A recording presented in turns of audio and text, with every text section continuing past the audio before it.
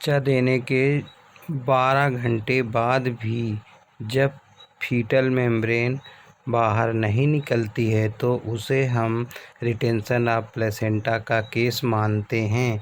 लेकिन इस पीरियड को कुछ ऑथरों के द्वारा इसको बढ़ाकर 24 घंटे करके भी देखते हैं, तब वो कंसीडर करते हैं कि यह केस रिटेंशन ऑफ प्लेसेंटा का है। रिटेंशन ऑफ प्लेसेंटा दो प्रकार से हम देखते हैं, एक प्राथमिक रिटेंशन ऑफ प्लेसेंटा, दूसरा द्वितीयक रिटेंशन ऑफ प्लेसेंटा।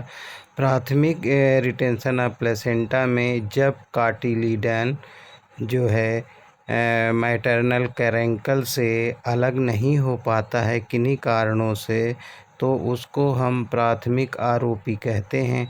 और द्वितीयक आरोपी में जो है फीटल कार्टिलिडन और मैटरनल जो है कैरेंकल से अलग तो हो जाता है, लेकिन मैकेनिकली कठिनाई के कारण यह जो है बाहर फीटल मेम्ब्रेन को बाहर नहीं निकाल पाता है, तो उसे हम द्वितीयक रिटेंशन ऑफ प्लेसेंटा कहते हैं। रिटेंशन ऑफ प्लेसेंटा का फिजियोपैथोलॉजिकल जो लॉजी होती है उसमें सामान्य रूप से जीर गिराने की प्रक्रिया एक जटिल प्रक्रिया होती है।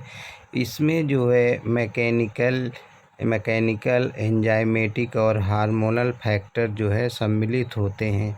जब फीटस पैदा होता है तो इसके बाद प्लेसेंटा की ब्लड वेसल्स कोलैप्स करती हैं और बिलाई छोटी और सिकुड़ जाती है। तो इसमें जन्म के बाद 48 घंटे तक बहुत ही मजबूती से और तेज़ी से जो है यह सिकुड़ती है। और सिकुड़ने के बाद ऐसा इसलिए होता है कि जो ब्लीडिंग को हम जो हीमोरेजिज है अनवांटेड ब्लीडिंग को हम रोक सकें और फीटल मेम्ब्रेन को बाहर निकाला भी जा सके। और इसके अलावा जब पेरिस्टाल्टिक कॉन्ट्रैक्शन वेव क्रिएट होती है तो एंडोमेट्रियम में जो ब्लड वेसल्स की सप्लाई होती है उसको भी कम करता है।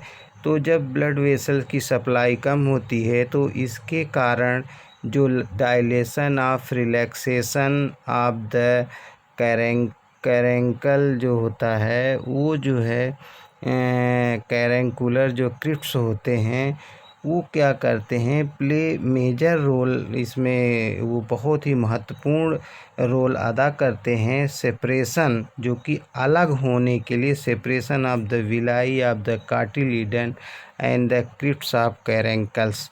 तो ये pathophysiological retention of foetal membrane के कारण होते हैं। तो इस प्रकार से जो फीटल कार्टिलिडन अलग हो जाती है मैटरनल एंडोमेट्रियम कैरेंकल से। अब एंजाइमेटिक एक्शन में अगर हम देखें तो कैरेंकल एंड कार्टिलिडन के अलग अलग जो होने में जो गड़बड़ी होती है, ये डिफेक्ट्स आ जाता है, तो उसमें कोलैप्स जो कोलेजन जो होता है वो ब्रेक डाउन जो है होने का एक कारण होता है रिटेंशन ऑफ फीटल मेम्ब्रेन में। तो सामान्य रूप से कोलेजिनेज एंजाइम का स्रावण जो कार्टिलिडन करता है, जो कि कोलेजन को डिजॉल्व कर देता है और कोलेजन कार्टिलिडन और कैरेंकल को जोड़ने वाला एक मटेरियल होता है। तो जब कोलेजन डिजॉल्व हो जाता है तो कार्टिलिडन और कैरेंकल ऑटोमेटिक अलग हो जाते हैं और जेर बाहर गिर जाती है या प्लेसेंटा बाहर आ जाता है। क्लिनिकल साइन इसमें जो देखते हैं हम लोग, तो प्लेसेंटा लटकता रहता है और कोई बदबू नहीं आती है प्लेसेंटा से, ऐसा सामान्य रूप से देखा जाता है। और भूख भी प्रॉपर लगती है। तापमान एवं पल्स सामान्य होता है। दुग्ध उत्पादन भी सामान्य होता है। प्लेसेंटा का रंग सामान्य होता है, मॉइस्ट एंड ग्लिसनिंग कलर होता है। यदि संक्रमण अधिक और लंबे समय तक बना रहता है, जैसा कि ओनर आपको 24 घंटे से बाद करीब 2 से 3 दिन या 24 घंटे के बाद बुलाता है, तो उसमें इन्फेक्शन आ जाता है, संक्रमण आता है।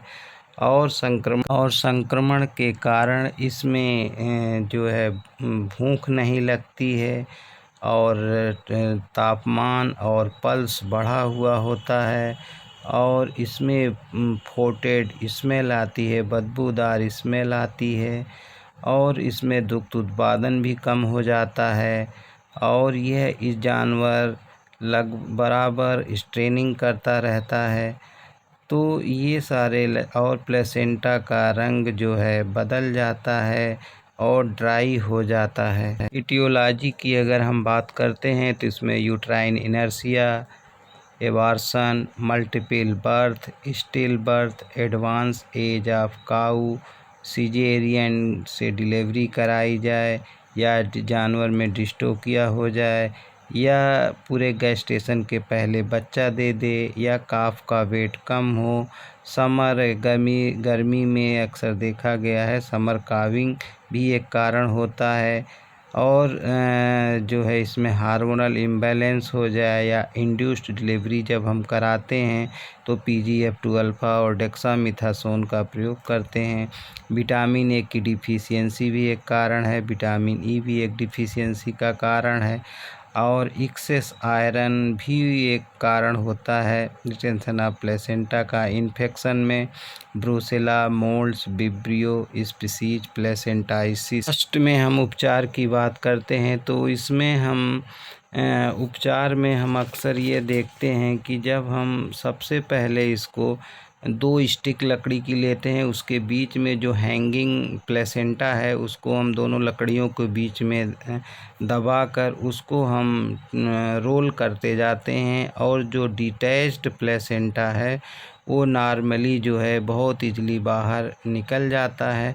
उसके बाद हम इसमें इंजेक्शन एंटी हिस्टामिनिक देते हैं और यहाँ पर हमने एंटीबायोटिक एक्सेप्ट जो है 500 mg जो है यूज किया है और निमोसिलाइड पैरासीटामॉल हमने इसमें 15 ml इंट्रामस्कुलर दिया हुआ है। Injection liver extract vitamin B complex और injection calcium gluconate, injection tonophosphan हमने दिया हुआ है। फिर उसके बाद ओरली हमने syrup utrotone 200 ml loading dose, उसके बाद हमने 100 ml मेंटेनिंग डोज 3 दिन के लिए हमने इसमें किया हुआ है।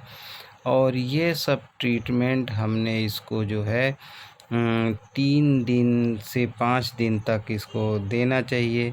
तो इससे क्या होता है कि मेट्राइटिस के चांसेस बहुत कम हो जाते हैं और नेक्स्ट टाइम पे हीट में आता है और जानवर के रिप्रोडक्शन पर कोई भी साइड इफ़ेक्ट नहीं आता है। बहुत बहुत धन्यवाद। हमारे चैनल को लाइक करें, सब्सक्राइब करें और शेयर करें। बहुत बहुत धन्यवाद।